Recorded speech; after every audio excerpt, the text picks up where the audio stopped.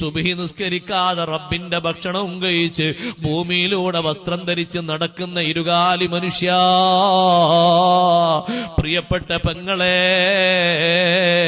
രാവിലെ എഴുന്നേറ്റ് നാസ്തയും കഴിച്ച് കോളേജ് കുമാരിയെ പോലെ ഡ്രസ്സും ധരിച്ച് പുറത്തിറങ്ങുന്ന പെങ്ങളെ, ശരീരത്തിന്റെ ലാവണ്യം തന്നത്, ആരോഗ്യം തന്നത്, ഭക്ഷണം കഴിക്കാനുള്ള അവസരം തന്നത് റബ്ബ് തആലയാണെന്ന് മറന്നുപോയോ?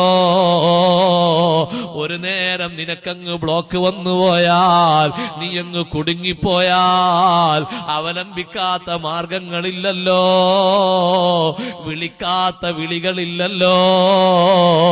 നേരത്തെ നീ ചെയ്ത തിന്മക്ക്, നിന്റെ ദുശാഠ്യത്തിന് അല്ലാഹു നിന്നെ ഒന്ന് ചെറിയ ടെസ്റ്റ് ഡോസ് തരുമ്പോഴേക്ക് നീ അങ്ങ് തളർന്നു പോയില്ലേ?